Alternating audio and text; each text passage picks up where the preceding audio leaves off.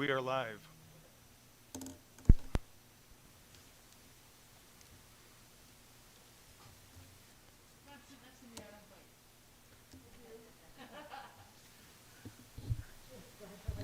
You, You're gonna have to, when you get settled, push the button on your microphone so that YouTube people can hear us.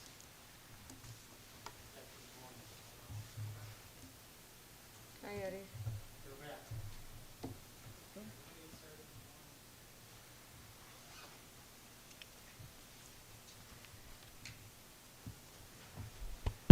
You go. Hi, how are you? Good, good.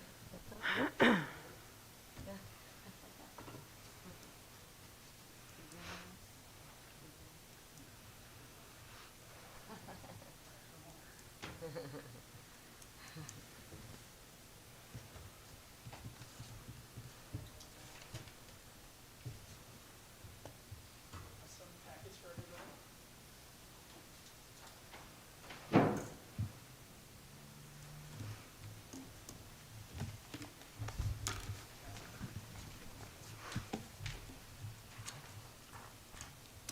Thank you. Thanks. Thank you. thank you.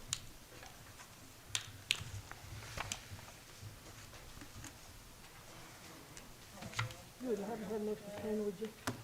No, I didn't bring one. That's okay, don't worry about it. That should be a pen. This one. Oh, right on. Thanks, Scott. Thanks, Scott. There you go.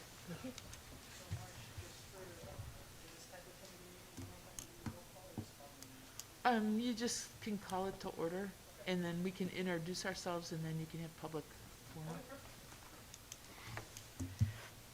All right, so I'd like to call this meeting to order. And before we start, we can just go around and introduce all the different committee members. And we can start over here with Scott. Alderman Scott Lennon. Hi, Marge Paul, representing the Berwyn Health District. Cece Hardecker, she, her, pronouns, resident. Thank you.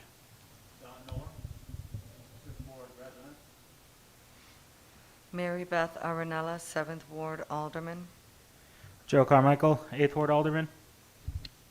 And 5th Ward Alderman, Rob Pabon. So before we get started, I just want to take this opportunity to thank everybody who came out today and who, accepted this invitation to be on this committee. I think that, there's a lot of work to be done, but it's great that folks are at the table and they're willing to put in the work to create a comprehensive plan that we could actually put into action. And so I just want to thank the committee members, the alderpersons, the community members that are here today that are taking extra time out of their schedule to commit themselves to this work. It's great to have you on the committee. And also quickly just thank the residents for lifting up this issue. This has been a community-driven effort for some time now, and I just want to thank them for lifting this up, amplifying that this is an important issue, and pushing us to take some real comprehensive action. Before we get started, as you all can see on the agenda, I do have an agenda item listed as group agreements, and so I just wanted to put this on here today to make sure that we are clear with what the objectives are for this meeting, or for this committee. I have included in your packet the communication that I had submitted to council on some of the different goals for this committee. But overall, I just want to let folks know that this is a committee that we're putting together not to attack any specific contractors, any departments, any specific leaders who have been working at the city for some time now, but that this is a committee that is trying to solve issues and come together with some solutions, but also hold accountability at the center of its work. And accountability is a good thing. It's good to have accountability, especially in local government.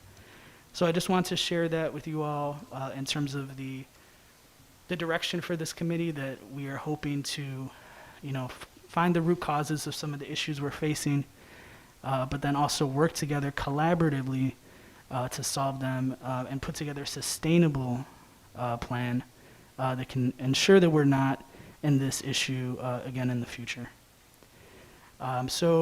Before we jump into new business, I just want to give anybody the opportunity to make a public comment and open it up for anybody that would like to share or speak.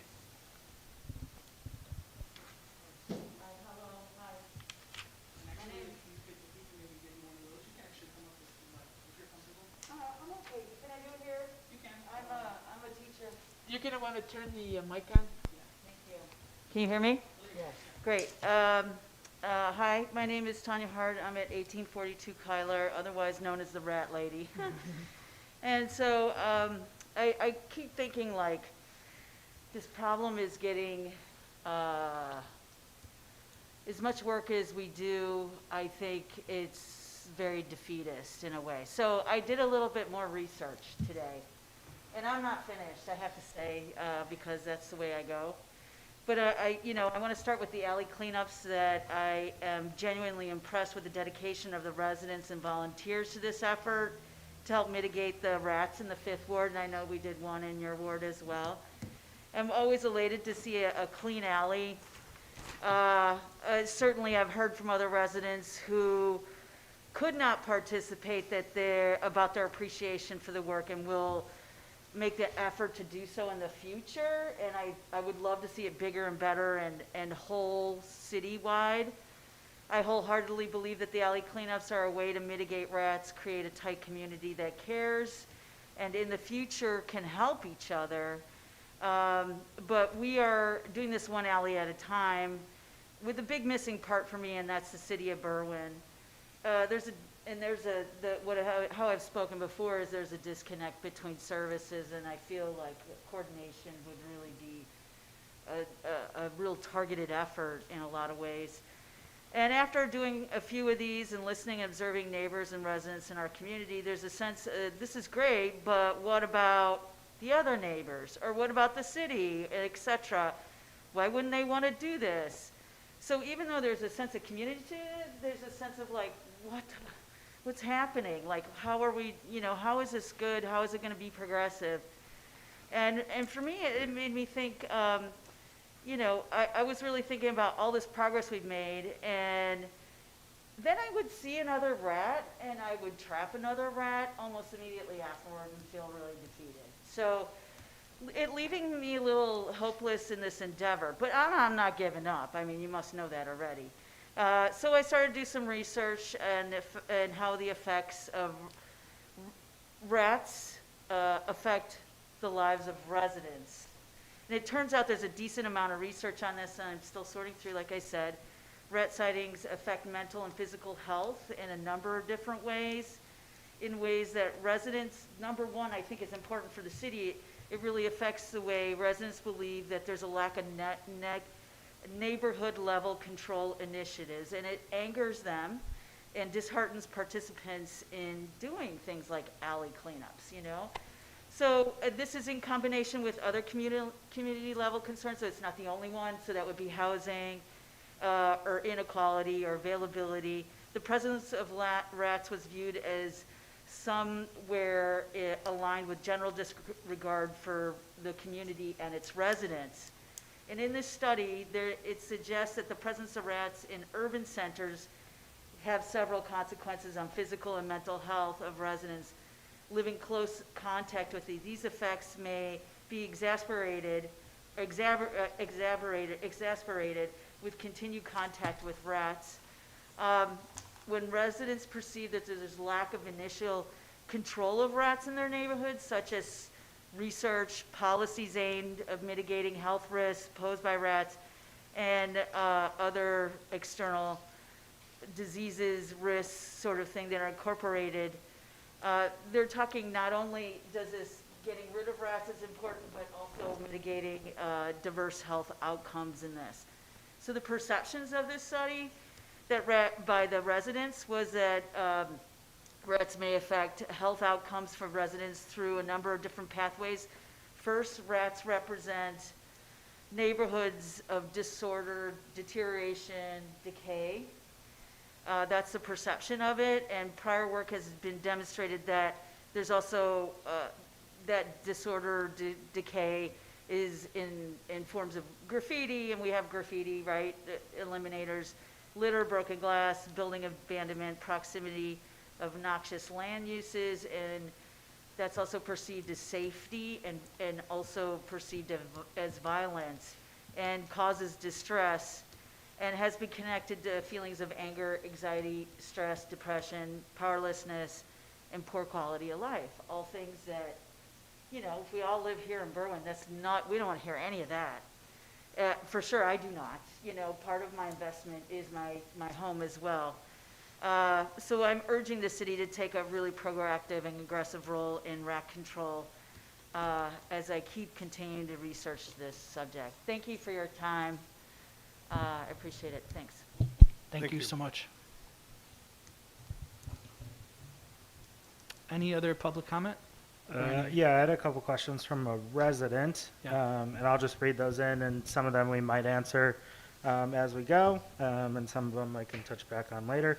But she wanted to know why our budget for rat control was so much lower compared to neighboring cities, and why cities like Cicero have bait stations at every light pole, but we don't do the same. And what is the dollar amount for the fiscal budget of 2022 versus 2021? And will we see any of like the rat abatement money redirected for that? I can add to that if you'd like. I know Cicero, from my research, spends approximately $300,000 a year for rat abatement. I believe they do it in-house.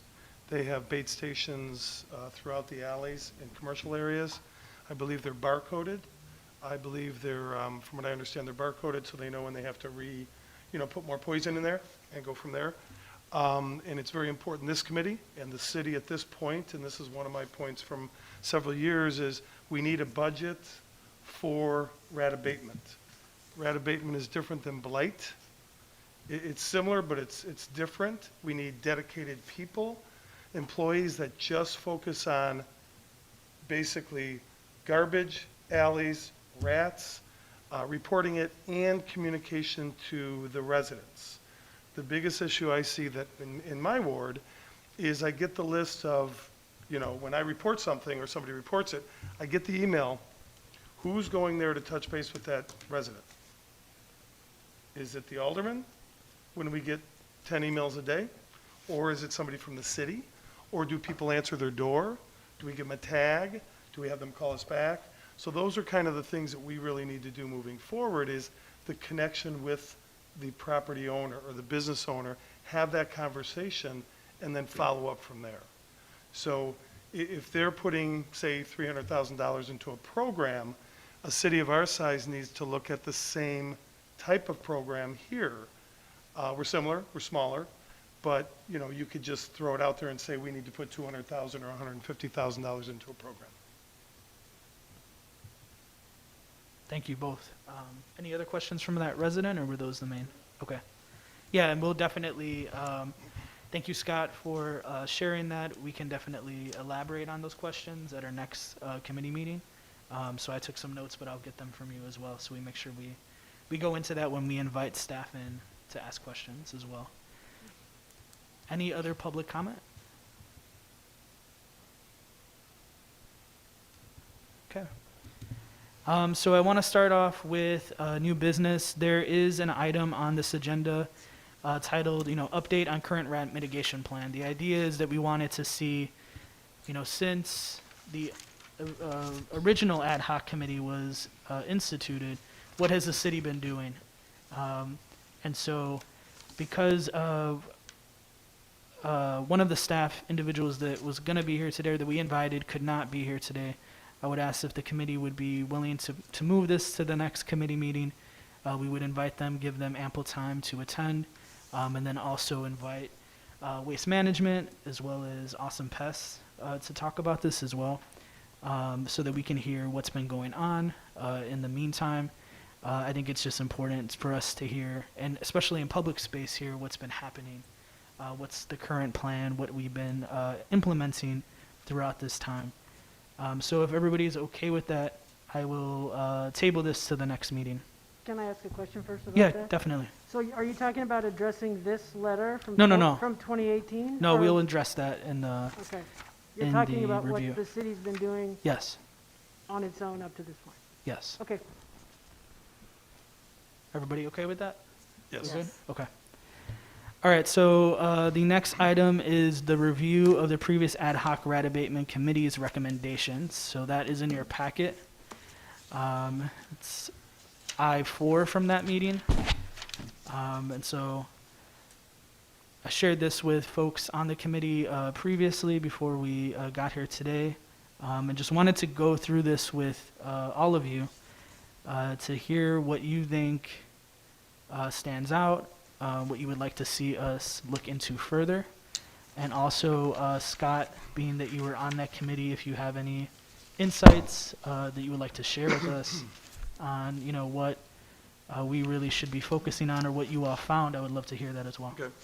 And I think on this, when we did our research and had meetings on this, one of the things that we did is we probably did a passive recommendations to the appropriate department and implementation, but some things were implemented and some things were not. So what I would expect out of this committee is we work strong on this and really put demands, a budget, and work together, because we can't just sit here and kind of kick the can. In the last several years, the rats have increased by 3, basically, since the pandemic. And we need to really look at programs that are going to holistically work within our unit of government here and in the health department, so we can put a program together. We're never going to get rid of all the rats in the city. We're in an urban area. There's a lot of challenges with garbage and things like that, but we can reduce them and educate people as we move forward. So on this, we kind of went through health district recommendations, building department recommendations. I think what we have, one of the biggest challenges we have right now, we don't have dedicated staff that just focus on rats and garbage, just like I said before. We need that. We can't have a blight inspector going out, but then they're going to do compliance the next day, or somebody's off this day and there's only one person out on the street. We need to hire people. We need to have them dedicated to this program. If it's more now and less later as we get a handle on it, that's how we're going to beat this. Not, we can go clean everybody's alley if we'd like. I mean, I applaud you for that. But it's not going to fix the issue because you clean it today, but that means you have to clean it in a month or 2 months. But it's great that we're doing that, but we need to really look at the city program for it and the health unit as well. And if we have to go back to the taxpayers and say it's going to cost $200,000 to get this under control, we need to do that. But we need to have a program. We can't just throw, people out on the street. So with that, and the building department is really just monitoring blight, overflowing garbage, connecting with commercial properties, connecting with larger apartment buildings, waste management, shall you say, on broken cans and things like that, monitoring that. Education, as I said to all of us, education, feeding birds and things like that. I've been in backyards where there's 15 rats crawling around. They're feeding birds. There's burrows all in the backyard. I've been there, 6 months, 1 year, back and forth, nothing changes. So in some of those cases, we really need to get something in our ordinance. We've got to be strong on our ordinances to really, how are we going to get that person to change for a while, their behavior, educate them and realize that they could be the rat breeder for the neighborhood, because it's unhealthy for everybody around. Just education on that. The other thing we talked about in length was defining the roles of the health district and the city. What's their role in this, and what's the city's role in this? If commercial restaurants, larger establishments, businesses, when they're getting inspected by the health inspector, what does that encompass? Does that encompass making sure they have proper grease removal, making sure they have enough garbage pickups, waste pickups, making sure they have rodent or rat abatement around their inside and out, making sure that, we check that box saying they have somebody that does it every year, boom, tie that into their business license as well. If they don't produce that, they don't get a business license. Because if you can clean the commercial areas, that will hopefully reduce the amount of rats that are going into the residential area. And that's what we found in the pandemic was there was lack of garbage in the commercial areas, and what happens? They moved into the residential area twofold. So we had them in the residential areas in certain areas, but it increased even more. So, really defining those lines of what the health district does, what the city does, and really work together, maybe even with a system that, the city can go in there and type in an address, and they can see what the health district did. When was the last inspection? Did they pass? Did they not? And then vice versa. Maybe on the health side, when was the last time somebody was there? Did they have, any blight or things like that? So connecting those two areas together and the communication, would really help in this situation as well.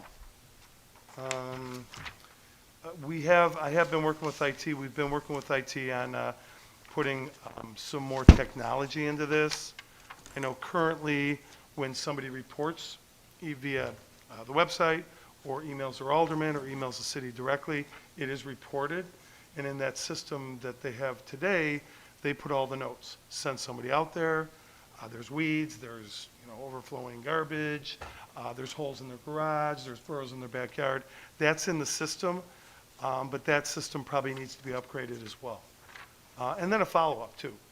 Making sure if the city or somebody does go out there, 2 weeks later, are they going up to double check again that whatever needed to be cleaned up, needs to be cleaned up. And the same as if there's a resident that has challenges that can't do it. What can the city do to provide some resources, if it's senior services or if it's, whatever we need to do to get somebody to help that person. That would be a good thing as well. So I think, and the main thing, like I say, is a budget. We can't just say that spending, say, $30,000 a year or $50,000 a year is going to do it. If you're hiring people alone, that's going to be a larger part of your budget. But we need dedicated people in our city, in our wards, that are just going to be walking those streets and alleys, and they're going to follow up. We try to do it as aldermen, but we can't do it. We have full-time jobs. And as much as, I spend a lot of time in alleys, I can't follow up on all that. So we really need to, educate, talk to, follow up, and I think then we can get this program going, as well as putting bait boxes. I don't know if bait boxes on every single alley is the way. I know each ward that I'm aware of has pockets of where the rats are. I have a few large pockets in my ward, but then I have other areas that don't have any rats. So it really is, where do they come from and how they get there? And why are they staying? They're staying because there's food there. They're not traveling from your ward to my ward. They only, from what I understand through talking with Joe, is they really stay really close to where their food is. And they're not going to travel a mile to go get food. They're going to stay within that area, and they'll find food. So that's kind of our thought, and back in the day, and I think it's good that we're reviewing this again, but we really need to have some strong discussions. We need to put a budget together, and we need to hire some people, and they need to be out there, and they need to help out.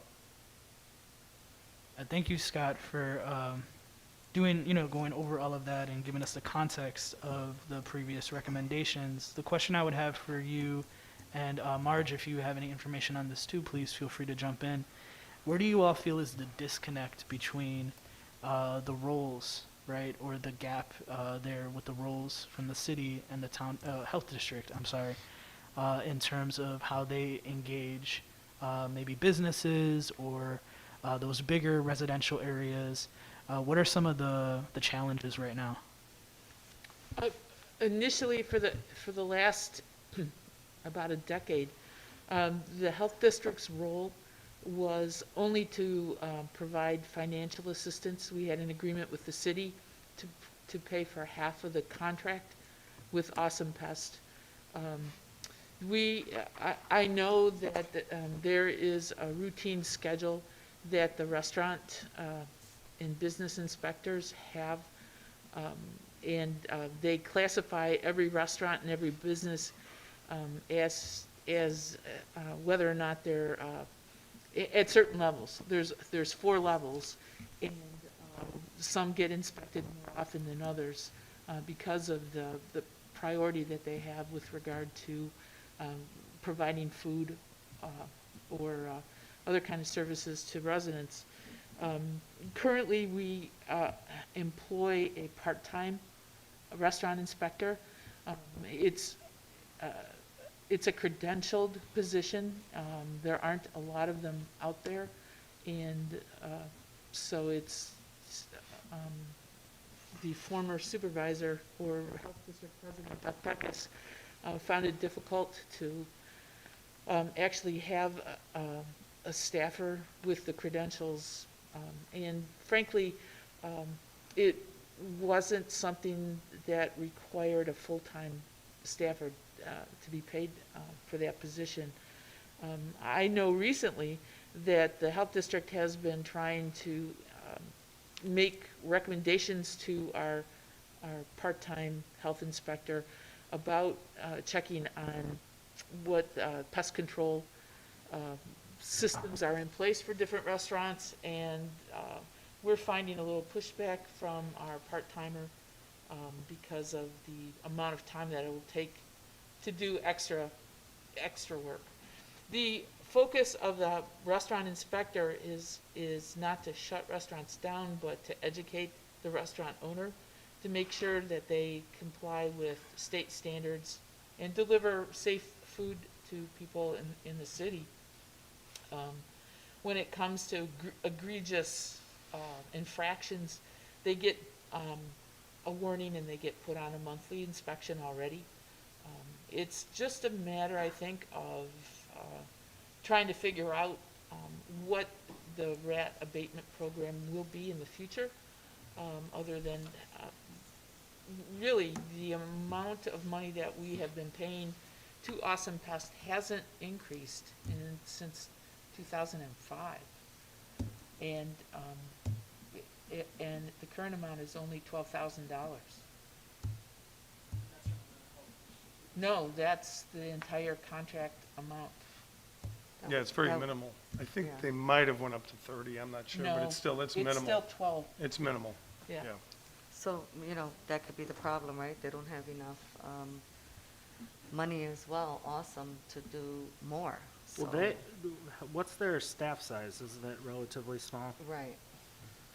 So That yeah, too. like they don't have like a dedicated person to do this either.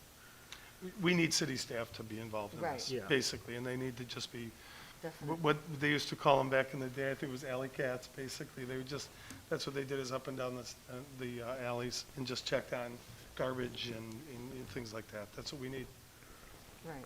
Yeah, when I was in college, I did an internship with the Village of Skokies Health Department, and that was basically my job, was just to like be the eyes and ears for the blight department. So I would like go to houses, look for overgrown grass or something, respond to like complaints, and then file a report at the end of the day for then like the inspector or whatever to follow up at X, Y, and Z dates. And I would be the person who's responsible for like putting up flyers of like, you have 1 week to comply with this, and passing out information about like West Nile. So like kind of doubling down on some of the health things. So it was like a dedicated position where that was all I did, was drive around the city all day long, handing out information and writing warning tickets for people, and then write that report, and then the department would follow up with that in like a week or so. A couple questions? So, so the health district has staff and this part-time health inspector, right? Right now, the health district, we're a very small organization. We probably have 6 employees total, And 90% of all of our effort is going into COVID vaccination.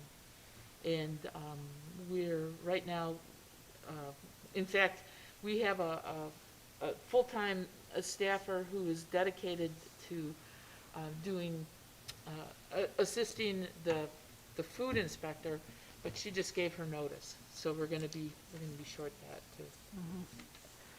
And then, so if somebody gets a notice that they, if it's a resident and they get a notice that they have blight in their yard, how does that get addressed? Or is it just not getting followed up with currently because we don't have the people power? If they're given a ticket by the city, it's called a local ordinance ticket.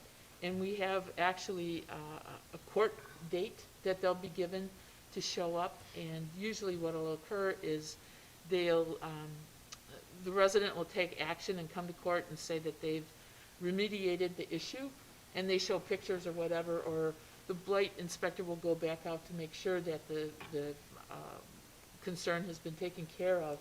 And then the adjudicator will, dismiss the ticket because the person redressed the issue. Sometimes, though, people will not show up, and the money piles up. I mean, oftentimes, even in the clerk's office, we see people that have $3,000, $4,000, $5,000 worth of blight tickets outstanding because of non-payment. And some people just can't afford to pay the tickets. Other people are dismissive of the action completely. Do they make them pay that, I would assume that when they go to sell their home? Right, the city can That place a holds- lien on the property, and then the city would get paid back when the property went for sale, but, Right. That's You don't know, forever. right. Could be 10, 20 years. Right, right. That takes forever. Sometimes So they maybe do, a change in when- that as well?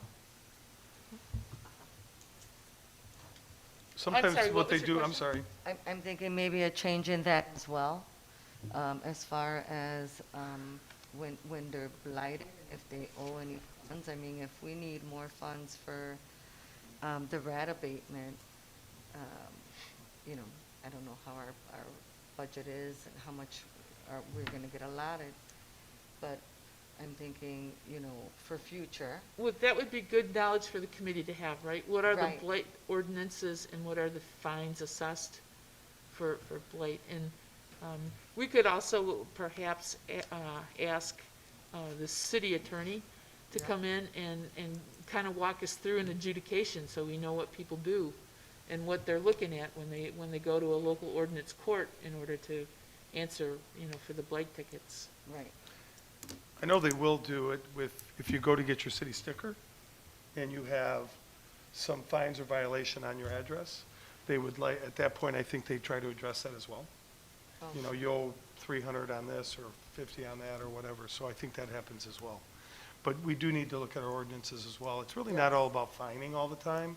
Yes. I know we give a warning and then we fine and so on, because like Clerk Paul said, it could be 10 years before we collect anything or never collect it. So it's really about connecting and finding out what the real issue is. You can't live in a neighborhood and have, your yard, all full of stuff and piles of wood and garbage everywhere and things like that. And we've all been in pretty bad yards in town, and that's what we really have to focus on is that, communication.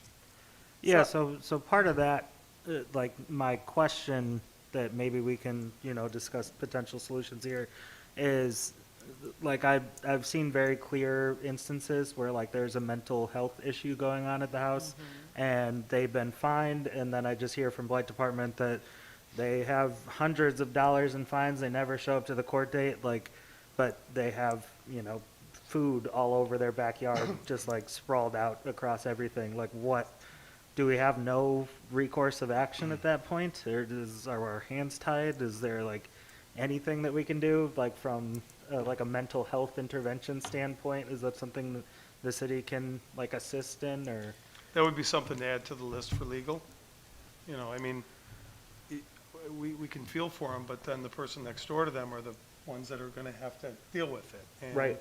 So that's a key issue is, I know neighbors help each other, but then I know a lot of neighbors fight, so it's like, it never, it's not gonna get any better, but Right. I wouldn't wanna live next door to that situation if there was rats and there was issues like that, and how do we address that in the future? Right, and if the fines are just like racking up and the problem is staying there, it's like, it's not helping us, it's Right. not helping them, no No. one's, Right. it's not, we're not moving anywhere on the issue, and there's just unpaid fines being racked up, so. Yep.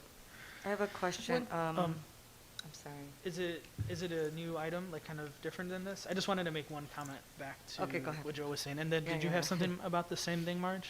No, Or something new? we can go on. Okay, I just wanted to say that I think, we're in very unique times with the pandemic, and also just the extra challenges that added to people's lives.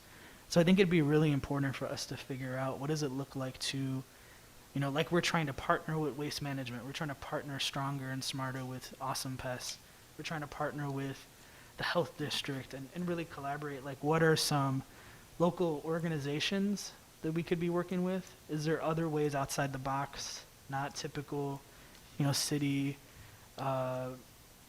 strategies that we can use to support folks when they're really in that bad of a situation? Or if they're just, looking at their backyard and they're like, I can't do it. Like, I just can't figure out how to solve this issue today.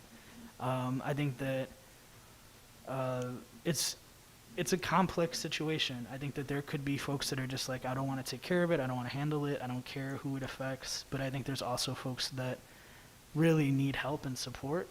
And if they got that support in the proper way, in a trauma-informed way, they could benefit from that, and their neighbors could as well. So I think it's important for us to look at it that way as well, through an equity lens, through a trauma-informed lens, to make sure that we are.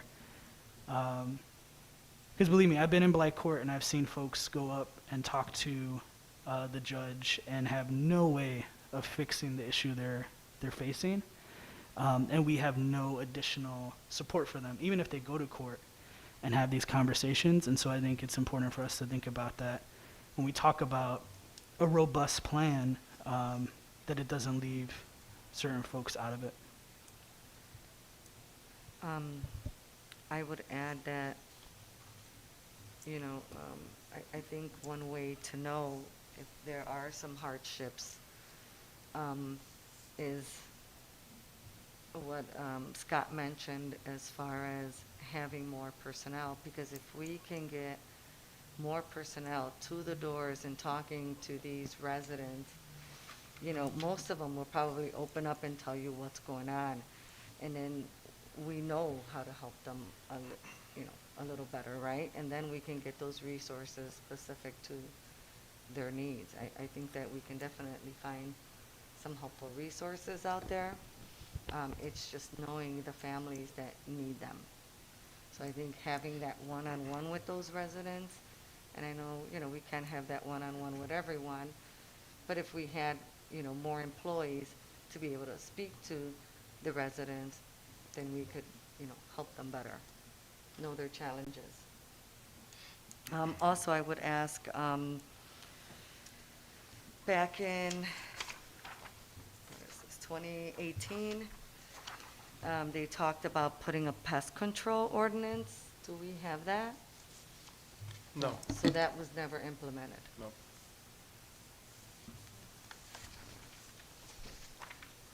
And so that would be like a requirement of budgeting and like a outline, is that like kind of what we're trying to come to here? Is that, do you know, Scott? Well, I mean, I think what we're trying to come to is really just, I think the whole thing is a program. I think that's what we need to look at. These are suggestions, and what we're talking about today is putting a program, defining the lines of where our money's gonna come from, how many staff members, are we using an outside service, what's the expectations of that outside service?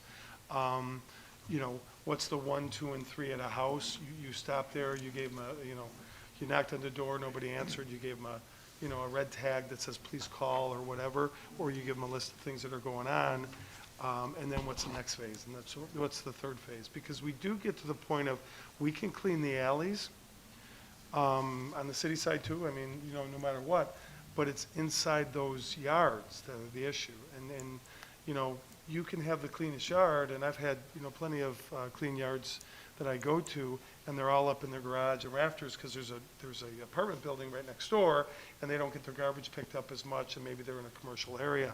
So it's a case-by-case scenario. And, I feel for the people that do have really good clean yards, and they got rats all over, and it's like, what's going on here? And they're the same way, they're trapping, but if it's 2 doors down from them is the breeder or the housing of the rats, it's frustrating, and I feel for people that, have them in their yard as well, but a lot of times is what do we do? So we really need to, holistically look at a program it might not be good to some people, but it's gonna be great for others. And Part of the problem, Scott, is that from Awesome Pest, he can bait the alleys all day long. Yeah. But the rats aren't in the alleys. They're just using the alleys as Yeah. a runway. Yep. The problems are in the private yards. Yeah. And the problem he has is getting into private property. And Sure. if he doesn't have permission, he can't go in there and eradicate the rats. Sure. And a lot of people don't want him in there. But if the city handles properly the alleys, and Right. we do that, I think that would kind of, eliminate or reduce it as well. If we handle the garbage situation, the alleys, the vegetation, that would help reduce it. Once you get it in the yard, it's very difficult to get rid of them. Exactly. And then does the city, are we responsible, the city side, to go in and, and bait everybody's yards and you get to that point where they have dogs and they don't want the Right. poison. Now I have residents that are just throwing poison in their yard. They're not in boxes or anything. Well, birds or rabbits or whoever's gonna eat those. So, Well, sure. we really need to look at the Right. whole program because Sure. that's not good either. I'd like to just bring something up.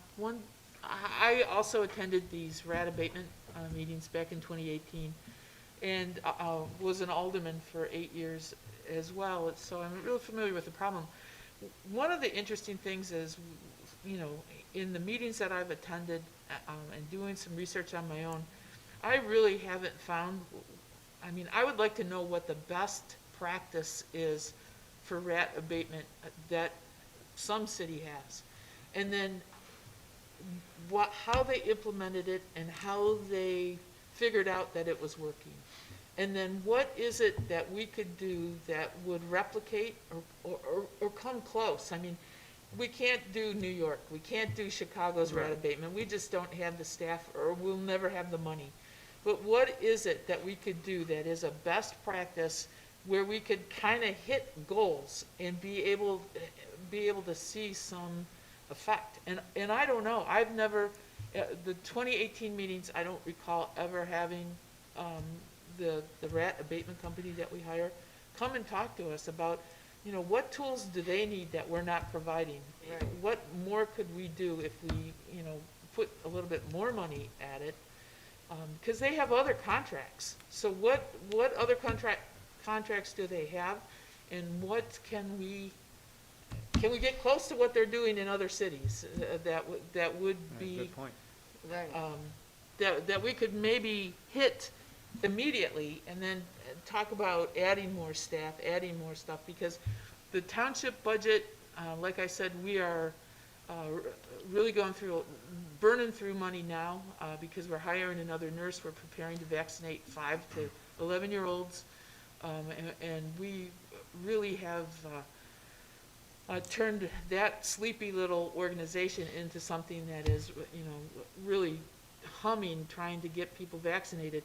And so really, honestly, that is our top priority, even though we're trying to think of other programs and certainly want to participate more so with the current elected officials that we have in the township and the health district. Cooperate more often and more vigorously with the city. But we need to know what it is. We don't have the staff. We are only 6 people at the health district, so we don't have the staff to really do research. I can certainly try and help do some of that, but I would like to know what's a good program, and how can we get close to it? And I would agree. I think that's, either we hire a consultant or somebody that has done this for other cities to look at our city, our density, Like I say, we're similar to Cicero in a way. We're a little smaller, but we're similar. So we, I think at that point, we should hire somebody or a company to come in and look at the big picture for us, put a program together and tell us what our faults are and what we need to do and how much it's gonna cost and so on. I think, we've all kind of dipped in this a little bit, but, we have administration here that can start reaching out, and that was one of the things I asked for last year, I believe, is, what do other cities do? And how can we get a handle on it? What are they doing, and how much is it costing them, and are they using an outside service or an in-house service?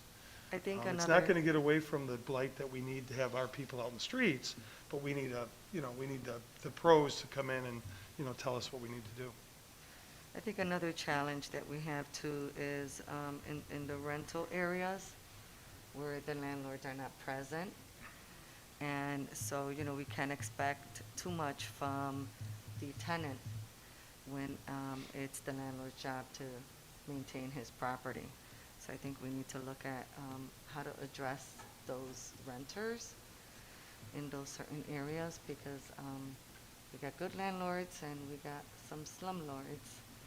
So that needs to be addressed somehow too. And the tenants don't know. I mean, that's the thing. They just, hey, they're Right. moving out, they're throwing it all out there, they leave. And we can give them a $800 ticket. The landlords normally will pay it maybe, because they'll pay it, but there's no education on the rental Oh, right, or the residents Right. in those buildings. They're just trying to get rid of their garbage. right. But we Exactly. also have in the city there, for the seniors that don't have the ability to clean up their yards, they can have the city workers come over and cut their lawn. Yeah. The problem is they don't go out there and cut down the weeds and the undergrowth unless we can, implement a program to include that, because that's where the rats are gonna burrow into that brush and weeds under, unkempt bushes and whatnot, and they're gonna burrow like crazy underneath there. Sure, So unless sure. we get that under control, we're like going in a vicious circle. It should be, it's pretty obvious from what everybody's saying that you just don't have the people power to do what we need to have done, and that sounds like it's a chronic issue. So I know you're talking about putting together a budget, Scott, and I think that's smart. There's every city or town or village adjacent to Berwyn has a rat abatement program. I mean, that's some of the early research that Tanya did at the very beginning, because we couldn't find anything on our website. So we looked at everyone around us, and all of them have a program of some sort. So it shouldn't be too hard to pick up a phone and say, hey, can we talk to somebody about this? But you said something earlier, Scott, about, the taxpayers are gonna have to pony up for this budget, and I don't know anybody on my block would be happy to say, oh, sure, I already pay an awful lot in taxes, I'm happy to pay more to get rid of the rats. I'm happy to go out there and bust my ass and clean it on a weekend, but asking taxpayers to pay more money for this, I think is really not. That's gonna be a tough sell, no matter what. But I understand that's the crux of the problem, is there's just not enough people to manage everything, especially with the pandemic right now. So, Well, so when I say budget, I mean taxpayers. I mean, our budget is taxpayers. So if we budget the money in there, how are we gonna get the revenue and so on? That's all I'm saying with budget. But it's one of those things, we can't go from $20,000 a year to $300,000 a year without looking to see if there was a revenue stream, or what do we need to do to put this program together. If you're adding on 3 or 4 people, and the health department would be the same thing, they'd have to look for some sort of revenue for that. So it's not saying that, all of a sudden everybody's gonna have to pay for it. It's just, where do we fit it in, and what's the program, how much it's gonna cost? And maybe getting tougher on, landlords and fines and things like that. Definitely. That, one thing that I have been noticing, and from the alley cleanups, to just echo what folks have been saying and kind of lift it up, is that tenants are sort of unaware of the ways in which they can get additional services. But these cleanups, and I think we're going to talk a little bit about some suggestions and recommendations and goals that have been shared by Tanya and Cease and other community members as well. it's in the packet, it's included in the packet. But I think these sorts of community engagement, community level interventions are really important for that education piece, for pulling people into the work, for people, getting involved in the issue as well. Because we get to get out there, we get to talk to people, we get to have these conversations. And if we could do them in a more efficient way where it's not every weekend throughout a season, then more conversations can happen at once and people can get kind of on the same page. But I think what I'm hearing everybody say here, which is really good and is very, hopeful to hear this, is that there needs to be some money put towards this, for sure. Like, we need a legit budget for this. We need a multi-layered plan, so we need the city to be involved. We need to figure out how the health district can be involved, or what is the place for the, what is the role for the health district. We need to be able to work with waste management, with Awesome Pest, whoever else we're contracting for this, but also figuring out how do we approach community, how do we get them involved, how do we get them on board, and how do we work together on this issue. So I think all of the things that you all have lifted up are aligned with, the vision of this committee.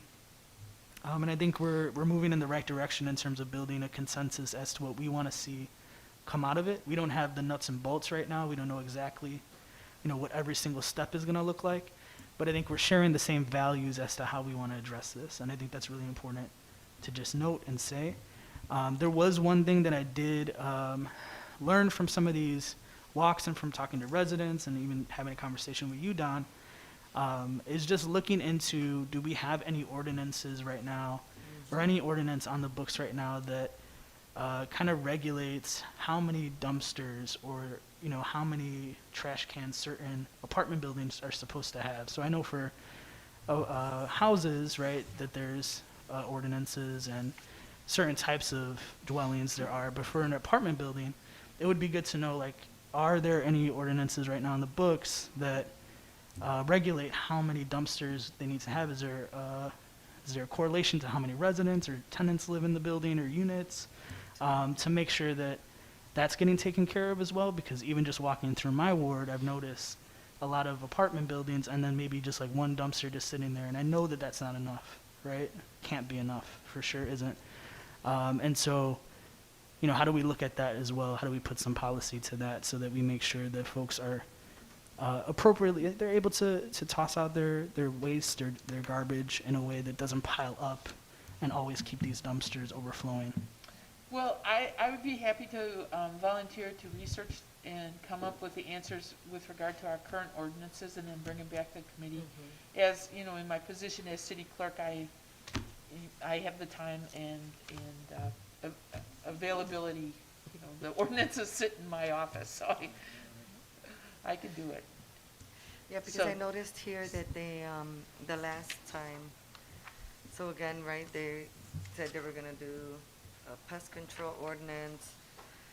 It says here that, they were suggesting, commercial property garbage to be picked up 3 times a day. Is that happening?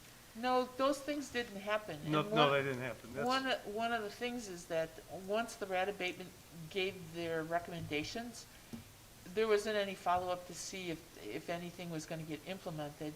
And really what it would require is just following up, but also having sitting aldermen put forward recommendations and ordinances, changes in our current ordinance. That didn't occur. Okay. So that would be something, in order to. Right. Yeah, I think that if, when we come up with this ordinance, right? I mean, there's some good points, when you guys were discussing this in 18, but I think, like March just explained, they weren't implemented. But, to commercial properties, for garbage to be picked up 3 times a week, I think that's great. I mean, it really is, it's like if there's a 6-unit building, how many dumpsters, how many times a week? I mean, it could Right. change all the time. Commercial building, or commercial is the same way. So that's what we were talking about. For instance, we have Atrium Court, which has Right. 60 condominiums up in my area. And for years, they've only had 3 roll-off dumpsters. Well, it's nowhere near enough. Well, they just had purchased or rented another one. It helped a little bit, But Waste Management, I talked to them years ago on this, and they told me that for every 10 units in a complex, you need one 2-yard roll-off dumpster. Well, they're already still too short. So they should have 6 there for 60 units. Especially now with the pandemic. But do they have the you know, space? that was, That's the other it was thing. even worse. The space, you know, is the space there to put another 2 Well, dumpsters is another. yes, there is for atrium. Maybe not all buildings would have the space, but they have that parking lot on the back side, that all they have to do is just add a little bit more to the area where they have the roll-offs now, and they can easily put 2 more in there. Or get more pickups during the week. Right. Or Or they more can pick up pickups, 3 times a week there now, but it's Sure. still not enough. It's still overflowing. Still overflowing. Yeah, and I think that's a good question, Mary Beth, in terms of like, is there space or is there, but I think that, once again, if we have these expectations, right, for these buildings, like they need to figure out a way to make it work or work with us to figure out a different solution, whether it's, you know, more frequent pickups or something else, to kind of, you know, make sure they meet us halfway with this, because otherwise, I can't imagine living in, you know, a building with 20-something units and there's just one dumpster Exactly. or 1.5, it feels like Right. 1.5 dumpsters right out there. And they're always full, right? And so that is problematic for sure. And we talked about this really early in the conversation, right? Like we have to cut off the food source has to be cut off. So waste management, I think, needs to be a big part of this conversation and learn from them, like what is best practice? You know, what have they seen maybe in other cities as well around these types of ordinances? So I think that also in looking at the multi-units, right, and requesting these landlords to maybe get extra dumpsters, you know, probably the downfall will be, of course, they're gonna get charged, right? And then so Sure, you're now, gonna have to pay for them, sure. so now the tenants, their rents might go up, right? So then, I mean, you fix one thing, but then hurt in another way, right? See, part So of, it's part of the tough. problem is too, on the single-family homes, okay, normally you get one can, you know, 96 yard, 96 gallon container. And then you get a recycling, Right, and then you have to provide your own yard waste containers or bags. Correct. Okay. So if you purchase a second can, that's not a problem, but most people don't want to do that. So what happens is, they fill up their can, and then the excess goes on the ground. right? So we should be looking into that also, because That's a good idea. on the ordinance, I believe now, what we have is that if you're a single-family home, up to 3 units, so an apartment building that have 3 units, you can use the waste management plastic Yes. cans. But for 4 units or more, you have to have a metal roll-off. Exactly. Right, dumpster. So you can, in a 3-unit or 2-unit, you can have, basically, you can have 3 garbage cans. I don't know if Exactly. it's 2 garbage cans and 1 recycle or vice versa. Right. And then anything more than that, you have to pay for. You have to pay for it. And Right. clearly, 3 is not enough for some of those units. No, some of them it's not. So that is, you know, something that people have talked about before, to a recommendation and going back to these landlords or tenants and building owners to say, this is what our expectation is, this is what you need, and go from there. 3 pickups a week, 2 big gurneys, whatever it's gonna be, but then as well establish, you know, protocol with their tenants, especially when they move out and the whole apartment's in the alley. Right, right. Well, I think you hit it on the head, though. Waste management should be definitely contacted, and maybe they can give some insight to the committee on that, because if we don't cut off the food supply, we're never gonna even Exactly. reduce the population of the rats. Yep. We gotta get the garbage under control. And even if it's one, what I find is if it's somebody that has just garbage overflowing one time, that's not attracting the rats. It's the repetitive people, you know, repetitive, units that correct. are constantly doing it. Correct. Because there are times that somebody moves out and it's just there for a day or two and then it's done and it never happens Right. again. Right. The other thing is, you know, I can see if the city as well, we do have art money. You know, we got the art money, and is there some of that we can use for a program or a consultant or to get us over the hump, you know, moving forward to get on this plan as well? For people watching or other people here, what Scott is talking about is the American Rescue Plan Act, ARPA money, and that was, the city got $31 million. The township and the health district did not qualify for any of that money. So we, some of our fees for the nursing staff and the COVID are being paid out of FEMA funds. But unfortunately, Illinois does not have the statutory language in their codified or statutes that allows the federal government to distribute funds to townships. So we didn't get any money.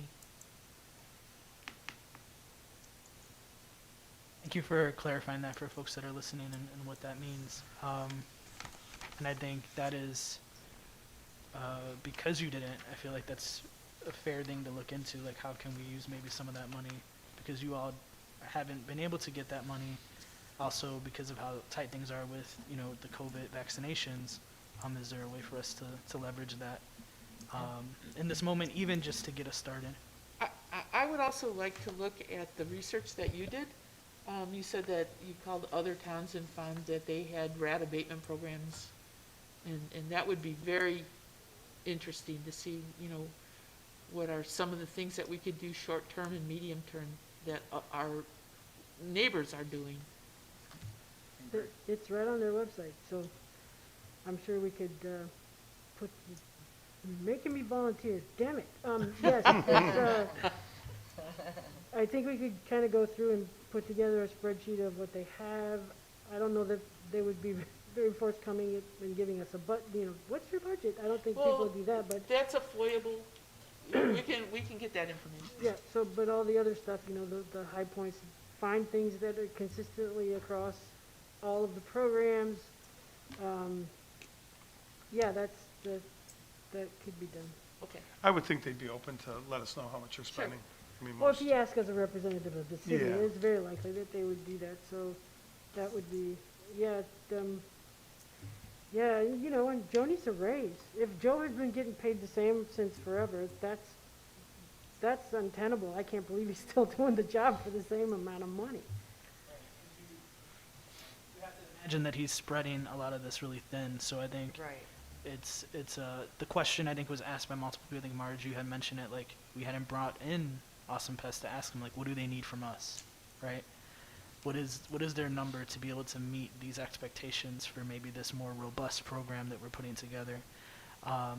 Cease, I would be happy to support you in your research. I just want to say that, or reaching out to any folks if we need to, instead of if we don't want to go the FOIA route. But I'd be happy to team up with you on that, and maybe we can have something ready for the next meeting just to show, here are these 3 cities, here are some of the similarities. Totally. Here's what they're I would spending. just do a spreadsheet of all the different things that they do Okay. and just check the boxes, and everything that seems to be overlapping would make sense, that those would be the things that would make the most sense for us to do. And then obviously we have some individual needs that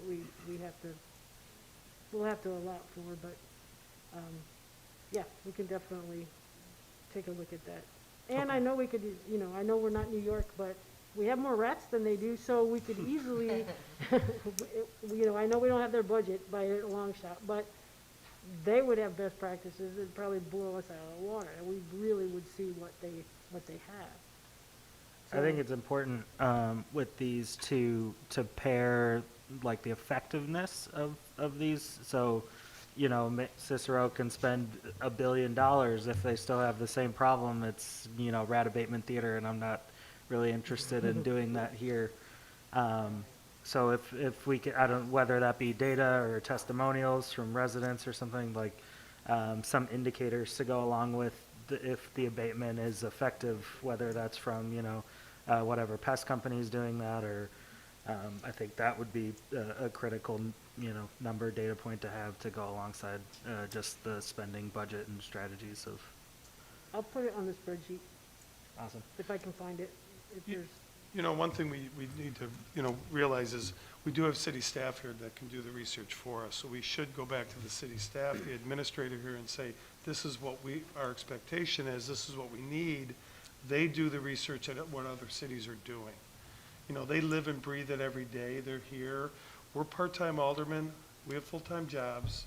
We put recommendations together, but these folks live here every day. And so if, you know, they can spend some time reaching out to Oak Park or whoever, different health departments, what is your plan, what are you doing? Can we sit down and meet? I don't mind going with them, we can all go with them at times, but that's what we have staff here for.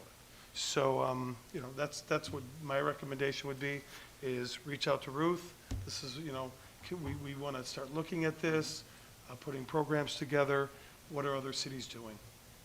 All it takes is a simple call. You can look at, there's 50,000 people in this city, this is what they're doing, this is how much you're spending, this is, you know, it shouldn't be that difficult. Yeah. She can So- pull your documents as well. Yeah, and I think that's a good point, and I think what I would love to hear from you, Cease, and Tanya and other community members that maybe have done this type of research is maybe, to Scott's point, what cities, right? Like, obviously, you looked at cities that were comparable, you looked at cities who that were around here. If you have any suggestions or recommendations on which cities, then, you know, that could be helpful for Ruth in looking into it. Obviously, she can look that up as well, like she can look up the numbers and stuff too, but if there were some that you noticed, there was a lot of really good best practices, it seemed like it was the same size, it doesn't hurt to get those recommendations from you too. Yeah, look at, you know, if you're looking at like Elmwood Park and Oak Park and Cicero and some of the collar ring suburbs of Chicago with the, you know, same density or similar density, apartments, residential, commercial, all there. We can't really look at say a Hinsdale, because it's a lot different than we are, just because there's larger homes, not as much density, and so it would have to be something like this. All right, so I'd like to move us on to the next part of the agenda. So we've talked a lot about different potential things we need to look into, right? Different strategies that we can take moving forward, how we want to set up this plan. But we also receive some community recommendations and proposals as well. A lot of it's aligned with what we've talked about today, so I'm really, once again, feeling very hopeful about this discussion and where it's heading, because it's very much aligned with what community is looking for. I think it's important that we continue to center community voice in these meetings, because as we all live here, and I think that's good, and we represent our different wards maybe, or different parts of community or civic life. It's good to hear what folks who are affected by this issue are thinking, and what they've researched, or what they would want to see us do as well.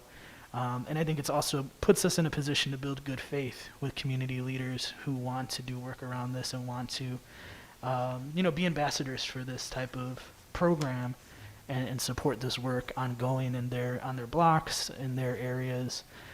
So feel free to take a look at that. If there's anything, Cease, that you want to lift up in particular that maybe wasn't mentioned, please, I'll give you the floor for this. Are you referring to the Yes. letter of October 20th? Yes, a letter, yeah. Okay. Yeah, 10/20/21.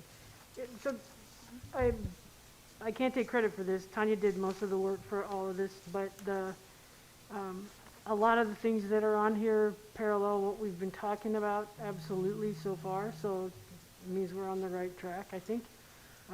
We had a pretty strong emphasis on getting information to the residents, and some of the stuff that's here is direct communication, like the enamel signs in the alley, so communicating the information.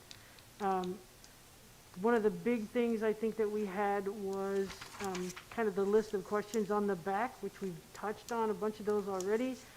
What are the responsibilities of the waste management contract? Are they upholding their services? I mean, are they doing everything that they are required to provide? And what's their responsibility to the residents? Obviously, I have a great affection for Joe and his plight. He definitely needs a raise. But that was one of my first questions, like, does the guy have enough people power to even cover the whole city? That just didn't seem possible. We talked about very grassroots funds, you know, for the stuff that we were doing, but then we started asking more about what the city can do, what kind of ordinances are there, what can we do to build momentum for this, because, you know, we're not going to be able to do alley cleanups anymore because it's getting cold.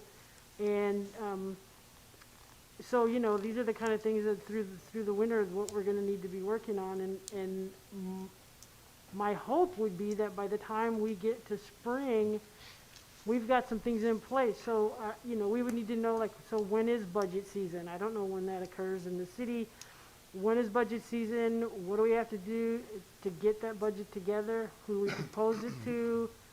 You know, is it even likely that we could push something like that through? So, you know, there's a lot of pieces. I'm not as familiar with the workings of the government as I probably should be. So things like that would be really important to communicate. And so, yeah, I mean, it sounds like we've got a lot of steps here, looking into the ordinances, looking into contracts, looking at rat abatement best practices, looking at finding out a budget for rat abatement. I loved your idea, Marge, of having the city attorney come and talk to us about what that process is like if somebody gets you know, is building up blight fines. Because that would be information that we could share with our neighbors if we see them. If they get a ticket and they go, oh my God, what am I going to do about this? Oh, well, this is what's going to happen. And you can talk to them and maybe it won't be such a big deal. And, you know, people won't be as scared or just blow it off. So, Another question too to the attorney is that if someone comes in and they don't have the financial means or the physical capability of cleaning the yard, what do they do currently in terms of trying to find some help for that? And you know, what kind of referral list can we come up with so that people have somewhere to go? and I think that was that's- the only other thing I was going to add was we do, as you mentioned, Don, we do have senior services. So, but what do they do? What does their budget allow for? Do they have any room to throw any people power towards helping when somebody can't get to their yard work and that kind of thing?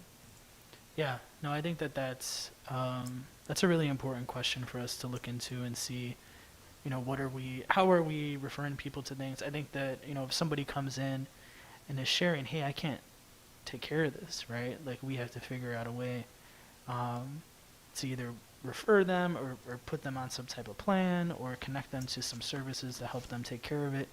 I don't want to make this about anecdotes, but like, I was in Blight Court and saw a gentleman who could not even walk, so he had to sit in a chair and then move his chair every time he moved up in line. And then when he got to the judge, you know, they talked about some of the things, the debris that was in his backyard, and he was like, he could barely move. And the judge was like, you have to get rid of this, or we're going to fine you X amount of money. He had no other solutions, right? Like, there wasn't anybody that pulled him to the side and said, hey, you know, we'll connect you to this organization or we'll connect you to senior services. And so I think that I would love to know more about that if there is something that happens. Maybe I didn't catch it that day, but it, you know, from seeing that really shook me, because if there's folks out there that, you know, are nervous about getting a ticket, are nervous about this being on their, you know, record or whatever they think it's on, but they don't have the capacity to do anything about it, that's a problem we need to look into for sure. I think also what's on here that I find really important for us to think about is, like, how does this information, these services, this program, how does it get rolled out in terms of a communication strategy as well? And so I know that's longer term once we get to a plan, but on here you do discuss, like, outreach, how is the information accessible to folks, you know, who they can call, who they can reach out to if there are issues. I think that the city has added some new ways for people to connect and share if there are problems, and they have put some flyers out and done some stuff like that. But it still seems, you know, and I would love to get your feedback on this, like, it still seems like it's not enough and folks don't know where to go, and they oftentimes get bounced around before they actually find the right place, or they just kind of fall off and they don't follow through. And those of us that are here every other Tuesday for city council meetings, we know that the IT department is working on a revamp of the city website. That city website was introduced in 2005, and it's the same format that was created back then. And I know that the IT director is very keen on updating that, make it more user-friendly and more accessible to all of our residents. So that is coming, but that's another midterm or long-term thing that will help out. One thing that, I don't remember who mentioned it, but we're talking about, maybe it was you, Marge, when you were talking about all of our focus on COVID, is to take advantage of any time we're doing some communication, almost for whatever it is, that we double up, or so we piggyback on, we're sending out information about this, oh, make sure you also toss in the information about this. And there's, we received, the first thing we saw about rats came in our water bill, and it was very soon after we started talking about it. So it's possible. I mean, we have that vehicle to get things out every time. And then, what we were talking about was, we laminated signs when we were trying to, rally people to do the alley cleanup. And, that's not, doesn't last, but that there's lots of different ways, I think, that we can take advantage of the fact that there's a lot of communications going out, but instead of just making it about one thing, put something else with it. They may look at it, they might get that information, but we were talking about putting together a real simple kind of frequently asked questions that could go on the website, or could be something that gets put in the water bill, to cover all the things like, what do you do if you get a blight ticket? What do you do? Who do you call? Where do you go? And you'll be responded to in 48 hours, or whatever the process is, so that people then know how to reach out to the city. Because a lot of people are like, well, I just didn't know where to go. I didn't know what to do, because there's not a lot. The only place you can go is to the rat report in the blight department. That's the only place people can communicate directly. Otherwise, it took us months to figure out. Right. We called animal control first. We didn't know who to contact. Oh, I was just, I had a thought, and one of them was kind of punitive.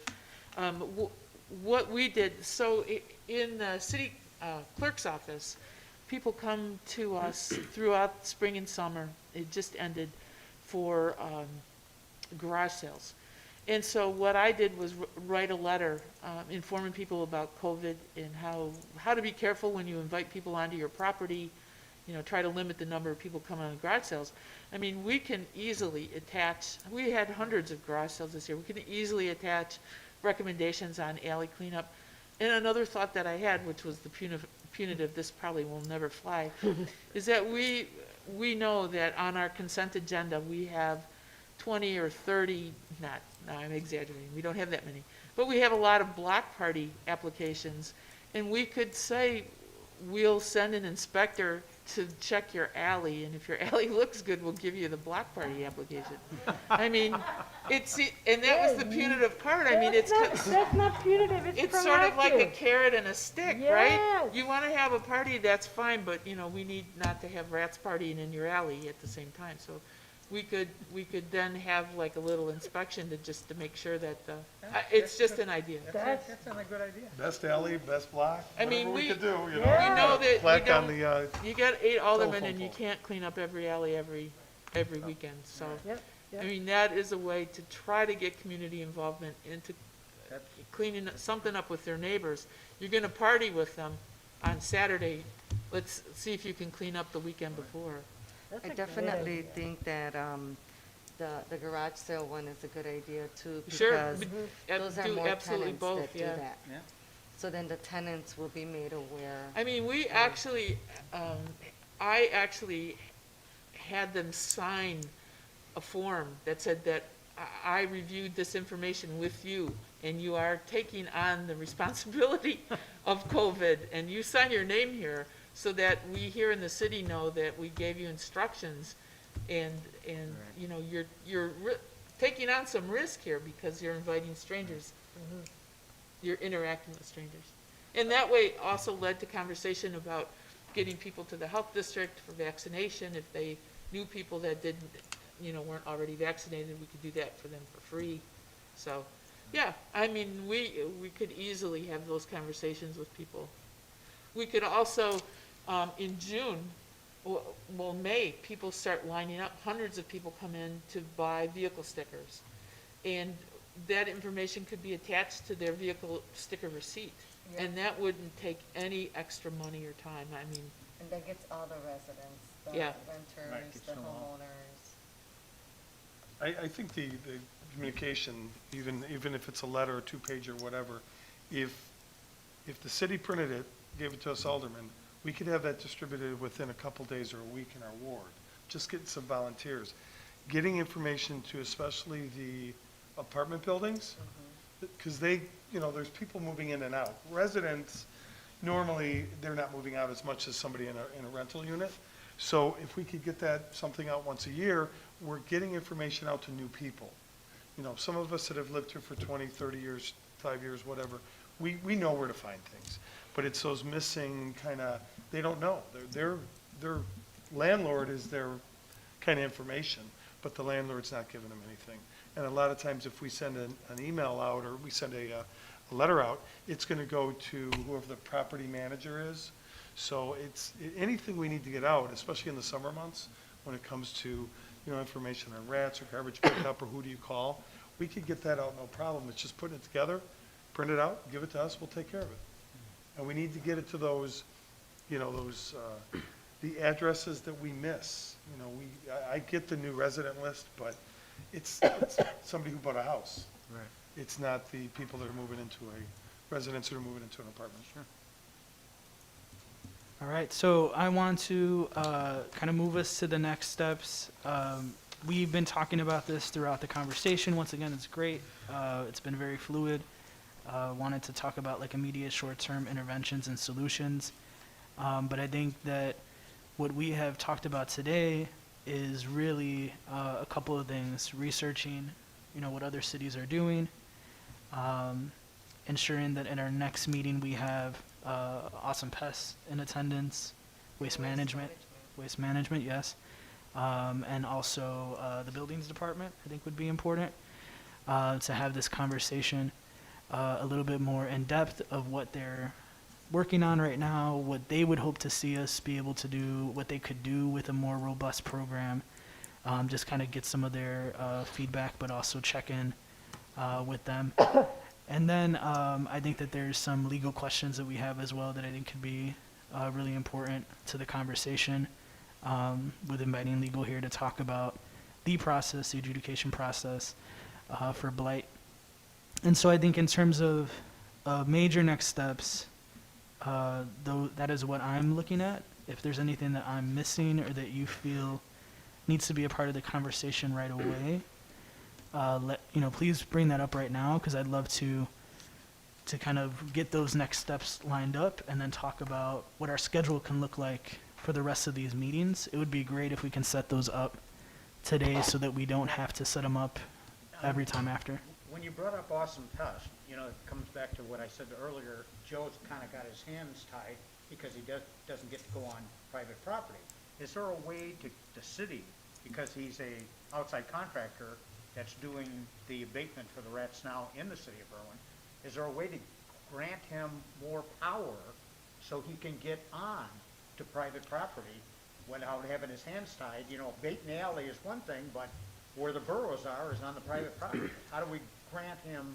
That would be something legal would have to say, to talk about more than Awesome. And I think one of the things we should remember here is Awesome is a vendor of the city. Right. he's a vendor. So if we want to start talking a little bit more in depth, we need to talk to Mary Ganini, the building department, and others. I've known Joe, Awesome Pest, for many years. But what I'm saying is they're a vendor. Right. So can they handle a big city like this? Can they not? I don't know. So I think that we really need to focus. I don't know, did you have a chance to talk to Mary yet? Well, Mary was invited to this, so Okay, definitely. And if aldermen have any time, even if it's, early in the morning, late in the day, whatever, meeting with Mary really does give you an insight. She knows what's going on. It's just that, we don't have that program. Right. So it really helps us understand what we're dealing with, the intake, and then the outtake of where that, work is going to be distributed and things like that. So I would suggest nothing against, having a vendor here. I know you've all talked to Joe plenty of times. Sure. We need to talk to the city, and we need to figure out what we're going to do on the city side and have the city research and bring to us the program, and go from there. I think we've all been We've been in alleys, we've cleaned up, we've saw everybody's comments on Facebook and everything like that. Now it's time for us to really get down and get something going. I agree. And it is budget time right now, One- so that is something to either put a placeholder in there, to say, you know, maybe we need to just put X amount of dollars in the budget that we are gonna need in the next maybe couple, 6 months of the year to expand our program moving forward. I'm probably the most naive person on the committee, because I don't even really know what a rat burrow looks like. And I'd be interested in knowing what, I can tell you on my phone. yeah, well, I probably have them near or in my yard, but I just don't know. And so one of the things I know is that the city goes onto other people's property and cuts their grass if it gets too high. So if there was an ordinance that said that a person was notified that there are rats burrows on the property and that there hadn't been any abatement by the property owner, that the city could go on, just like they cut other people's grass, they could go in and they could bait, and then Right. they could lien the property for not, at least use that as the stick part of the carrot. So if we can go on and cut people's grass, we certainly could go on and do something more, I would think, I would think so too. just from, The only thing is that, but what is the ordinance, what is the Yeah. ordinance that allows us to get on the property and cut the Right. grass? So I'll also volunteer to look up that Yeah, ordinance. if you could get that would be Right, 'cause great. if 'Cause there's my children fear is that with live there- animals, if they have dogs or cats, Right. or you don't wanna, Right. you don't wanna right, bait something or go in there when, 2 days later, they're gonna call and say that their dog died of rat poison. Yeah. Of course. And just some clarification on that, like he, which I know this is, some people may already know this, but he is allowed to like go on your property if you invite him there. So if like you call the city and you Give put in the a complaint or whatever, like he can come in the backyard and help out if like the resident is open to that. So it's not like the city's not stopping them from going into backyards or anything. It's just Sure. if somebody doesn't want that. and I think as far as like the cutting of the grass, I think, most of those properties are empty properties or being, rehabbed. So that's when they might go out there and cut the grass so that. But we're- you're still going onto private property to do it. Right, but nobody. So there's still something that the city allows itself under an ordinance, so. Right, but my thinking is that there's, we know that nobody lives there, there's no pets, there's no kids that live there, so I think that's Oh, why. sure. But the ones that do go out and cut the grass, physically cut the grass, if they would, take their cell phone and click and say, oh, Yeah. I found a rat burrow, we would get that in the system and Yep. then There's the Mary would collaboration, direct yeah, I mean, we awesome certainly, pests to go over to that property and smoke Right. out the rats. Yeah. I mean, that would be something that you could do right away, right? If we have vacant properties and we're cutting their grass, we could certainly bait for rats. exactly, I mean, let's- Exactly. yeah, We're not hurting anybody. right. And that was a lot of what that internship that I did with the Village of Skokie, it was like my primary job was to go to like auto shops looking for tires, because it's like a big West Nile virus thing. But because I was driving all over the city everywhere already, they were like, okay, look out for tall grass and let us know if there's something, report it back. So like, I would be very interested in hearing more about the internship, because I know that the health district was approached this summer about hiring some people that would shadow the city blight inspectors. And one of the problems that I had, which is some of the weeds that we get into, right, between two governmental entities and how we work together, was whose employees are they, and who pays the workers' compensation, who follows up and makes sure that these students are actually showing up for work.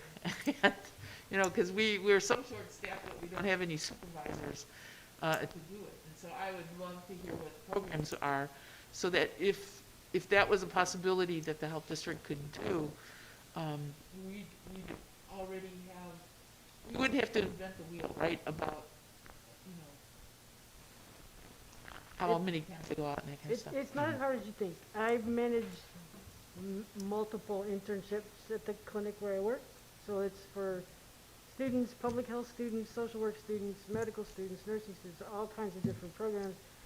And they're all essentially the same in terms of what you need to do. Like, you don't pay workman's comp for them, the school covers it, you just have to get the documents. Anyway, I can talk to you about those because that's a great idea. You have somebody that is your new rat abatement staff person, they're the person that supervises an intern team. You could triple, quadruple your people power very, very quickly if you could put a team of interns on it. It's really a smart idea. Another thing that we're working through is that the health district does not have the authority to ticket. And so if we were going to have interns who were writing tickets, you know, that requires them to also testify at local ordinance court. And so, you know, who organizes that? And it was, at this point, a little bit overwhelming for us to try to figure out so quickly this summer what it was that we could do as a health district other than what we're doing now, because of the primary focus of COVID vaccinations. And that Yeah, was just part to of our clarify real meetings. quick, on that internship that I did, I never actually wrote tickets, I just wrote referrals that I left there, and then somebody who had ticket writing authority later came like the week after to do the follow-up, if a ticket needed to be issued. And we also have responsibility to let the residents know how we're spending their tax money. And so we, you know, how do we measure, how do we point to success? Rather than, you know, saying, well, we hired, 7 students and we have no idea where they went, what they did, and whether or not we killed one rat all summer long.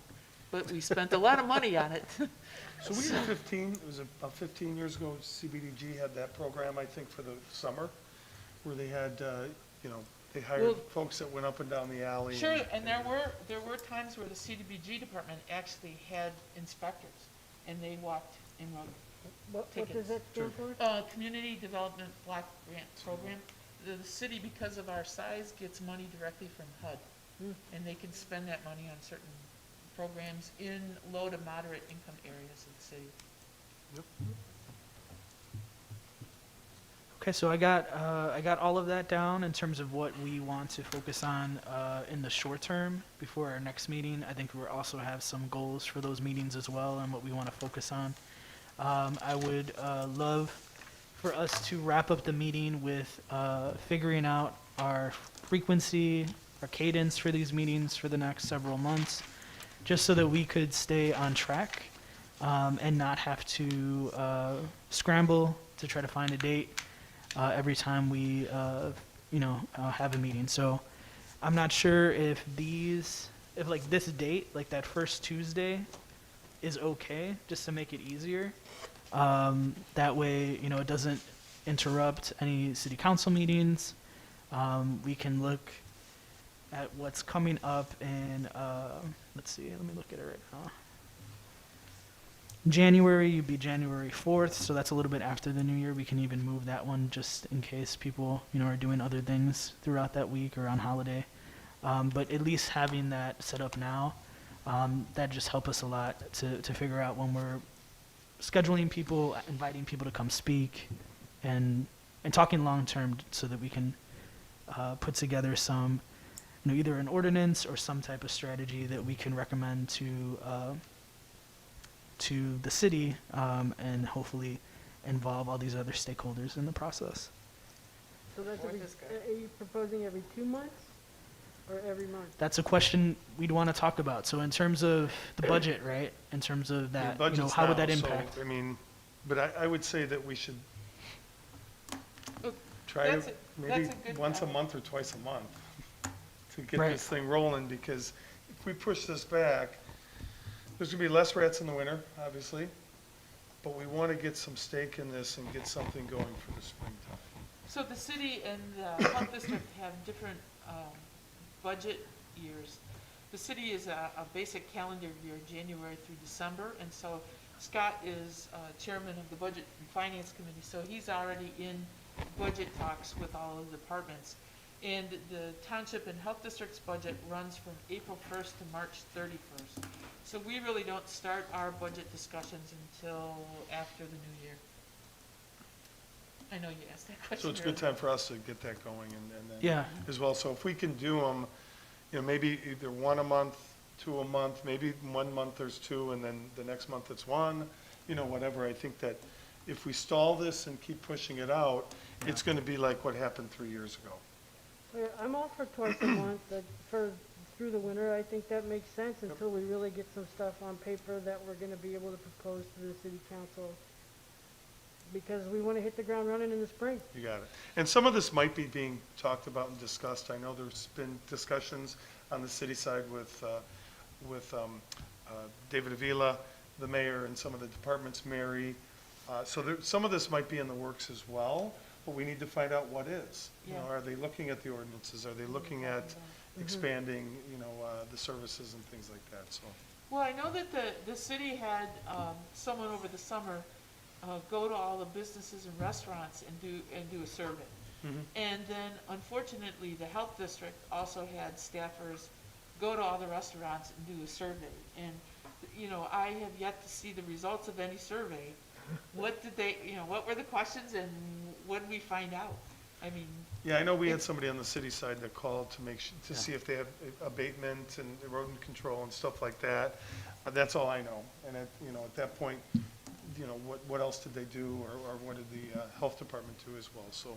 If these meetings also are gonna be on YouTube, I think it would be educational for people sitting in their living room tuning in. If we had Mary Gadini walk us through, how the city receives a blight ticket and what her role is and how they get enforced, and then have the city attorney at the enforcement end of it saying, the people then come to me and I'm the adjudicator, and this is, it would be interesting to know. Walk through that. And I know that I live, there are quite a few apartment buildings near my home. And I know some of the apartment owners, and when they have people move out, often they've been ticketed $250 because the mattresses and things were next to their big garbage totes. And maybe residents don't know that they could call blight on in a large apartment building, and blight is supposed to go out and ticket them immediately. Yep. And it's too bad, because the apartment owner should have contacted their garbage disposal to pick up when their residents were moving out. So, A lot of mattresses, Right. a lot of mattresses. So, that's all I can say. But I think that's a great point, and that's why it's so key to get Mary into this next meeting. I think it'd be really important for that whole process to happen. So we'll make sure that those invitations get out, and we have all the proper folks at the next meeting to walk us through that, and walk folks that are listening or attending. For the next meeting, does November 30th work for folks? Because we can get that one in, Yeah. right? That's within the month, but it doesn't interrupt Thanksgiving, kind of holiday weekends. What day is that? That's a It's a Tuesday, so Tuesday. we'll Is it keep last Tuesday of Tuesdays, the month? last Tuesday of the month. is Yeah, that yeah. not a council? No, because we do second and fourth, or Yeah. second and, oh, that is a council one, Yeah. right? Oh, you're right. No, because we're No, doing it'd next be week the- the 9th, and then we do the 23rd, don't we? There are 5 Tuesdays in this month. Oh, yeah, that's just 5, that's why. Oh, it's 23rd? Yeah, yeah, So the 30th is good. 30th is good? Yeah. okay. Does anybody want to just check the schedule just to make sure there isn't a shift because of the holiday week? But I think that'll be good. And then, looking at the rest of the calendar here,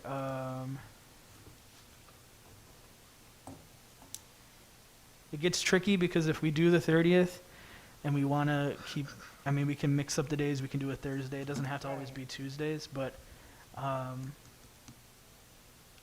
what does like the 16th maybe look like in December? Fine. It's like a second one or a third meeting?